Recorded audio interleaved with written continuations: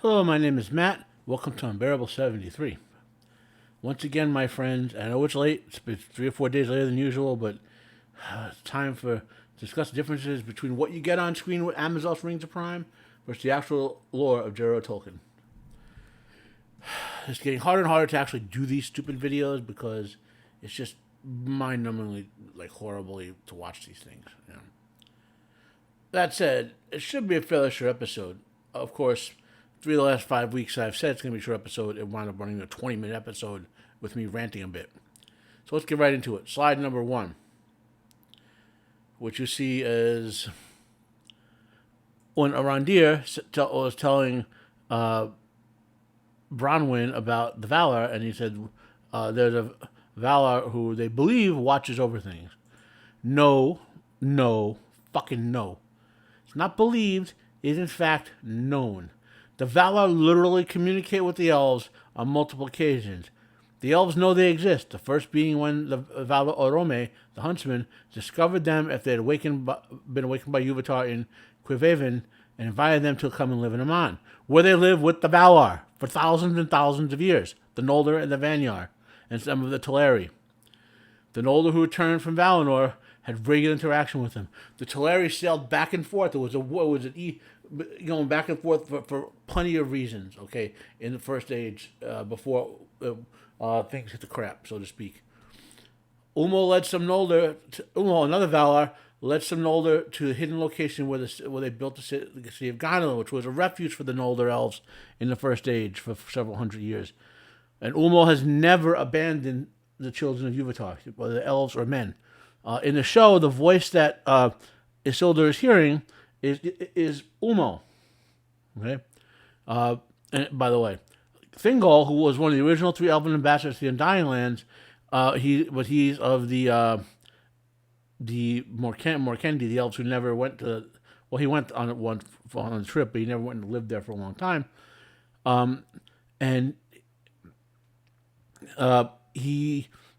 Anyway. Point is, he knew about the Valar and he just let this stay in Middle Earth with his people, so to speak. Now, in particular, the Valar they're talking about is Yavanna, the wife of Ayula the Smith, who the Noldor would certainly know about, and she's responsible for all things that grow in the earth. And how she has a younger sister, Vanna, who's responsible for all flowers. So let's look at the source material on that one. Okay, from the Valaquenta of the Valar. The spouse of Ayula is Yavanna, the giver of fruits. She is a lover of all things that grow in the earth, and all their countless forms she holds in her mind, from the trees like towers in the forest long ago, to the moss upon the stones, or the small and secret things in the mold. The spouse of Orome is Vanna, the ever-young. She is the younger sister of Yavanna. All flowers spring as she passes, and open if she glances upon them, and all birds sing at her coming. So let's go on, not belaboring the point. Sindarin Norolim. Now, I will freely admit, I'm not a linguist. I can't speak the Tolkien elf languages, okay? Or even some of the man languages, But there are words and phrases that I know in certain languages. My ear picks them up, okay? In this particular case, however, the subtitles show us that it's in Sindarin. I mean, for example, I mentioned in previous episodes, Elven Perid Hill. I know Perid Hill is Sindarin for half Elven. Just like I know from the last episode that Udun is Sindarin for the fiery pits of hell. Keeping it short. Actually, this episode I should say that my brain's so confused. So, important point that I'm getting at here. Despite for almost 6 episodes, all elves speak Quenya as if with their only tongue. Despite using multiple Sindarin words like Perid Hill, as I said, which is singular for half Elven, Mithril, which is also a Sindarin word, and Udun, which I also mentioned, okay? And Udun, by the way, is what, even though it's the elves who spoke Sindarin, all of them, they use that to refer to Melkor's fortress of Utumno. It wasn't their name for Utumno, it's just what they referred to it as, okay? It's also what Gandalf called the Balrog, the Flame of Udun. So consider this. Why is Galadriel, a Noldor elf who speaks Quenya as a native language, speaking Sindarin to a Númenórean horse? Númenórean's primary elven influence were the Noldor elves, and while it's true that there were influence from Teleri, Nandor, and so on, they would know Sindarin, at least the educated ones, Given their volatile relationship most of New with the elves, why would any standard elven horse even be taught elven phrases? Okay? And some people say, well, Galadriel is using her magic powers. Why was she speaking in Sindarian if she's doing it? She's an older elf. Okay? My main point here is consistency with the languages, the consistency of use and consistency of attribution. So let's go on to number 4. The next 2 slides are linked. This one is a heart created by Morgoth. We are creation of the One when she was talking to Adar while she was interrogating him. Okay, Professor Tolkien struggled with orcs as a concept. Okay, and note, I'm not just I'm just doing some generalities. An explanation of this topic is something worthy of a term paper at the minimum. Originally, in the oldest versions of Legendarium, the orcs were basically automatons made out of stone by Melkor. Tolkien played with the concept of them being automation, them being corrupted elves, and then being a blending of two, and some other things for his entire life. He never finalized it. In neither The Hobbit nor The Lord of the Rings did Tolkien ever publish an origin for the orcs. Okay, the professor was working on the Silmarillion for his entire life, and Christopher, along with Gabriel Kay, put together the most final version of it, of the origin orcs that he included, was they were corrupted by the power, the elves corrupted by the power of Melkor and his chief servant Sauron. Okay?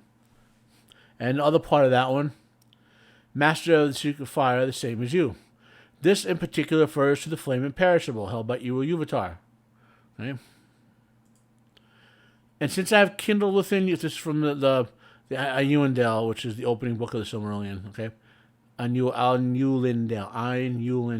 Okay, so people, I'm a little stuffy today with allergies. And since I have kindled you with the flame imperishable, you shall show forth your powers in adorning this theme, each with his own thoughts and devices, if he will. He was talking to the Ainur there. To Melkor, among the Ainur, have been given the greatest gifts of power and knowledge, and he had shared all the gifts of his brethren. He had gone often alone to the void places, seeking the imperishable flame, for desire grew hot within him to bring into being things of his own.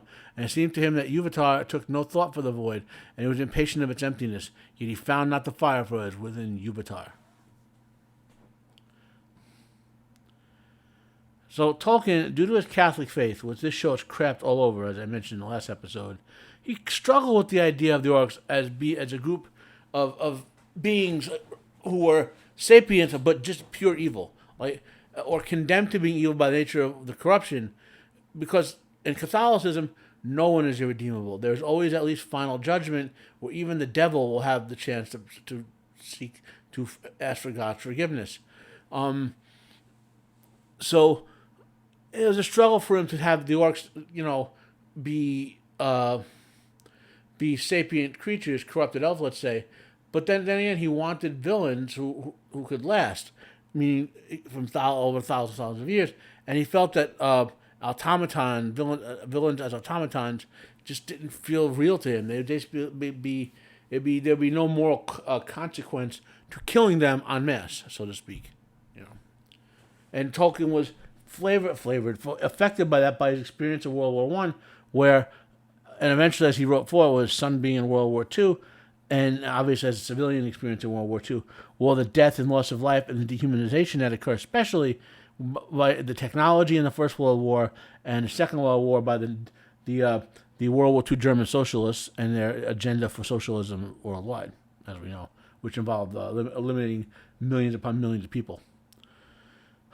So, the dialogue, back to the scene, the dialogue between Galadriel and Adar is, in terms of the lore, very borderline. Yes, in the Silmarillion, the elves are corrupted into orcs. No, there were no special elves called the fathers of the orcs. Okay. The interesting thing here, one wonders if whoever wrote this scene read some of Tolkien's struggles on the issue of trying to express them. It's a shame because exploring the issue could have been interesting if Rings of Prime itself was actually a real attempt to adapt part of the Legendarium and not a mockery of it. So let's go to slide number 7. When the Horse of Western East rides into battle. So again, more language shenanigans, okay? And I say shenanigans not in the sense that to fool you. They're deliberately dropping information on you and trying to give you the depth of the setting while explaining stuff to you. And fine, you don't want Elendil to just talk to the audience, But there should have been someone standing there, maybe a young person who, because this is after the battle, if I remember correctly. Maybe a young human who said, "What's Westernese, Mr. Ellendale?" or something like that. So we can say, in our language that we speak on the island of Westernese, that's what we call the island Numenor is on. That's all you had to do. Just a little line like that. Something.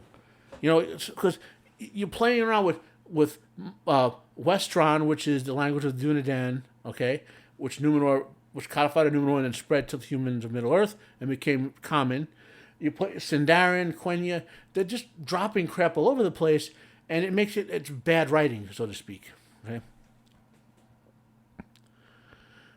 So let's just go 8. So this is my I'm talking about the location in water. There's been some online chatter about Mount Doom being in the wrong place. Let me call something up here. Should have this ready, but me and my normal ineptness. Excuse me.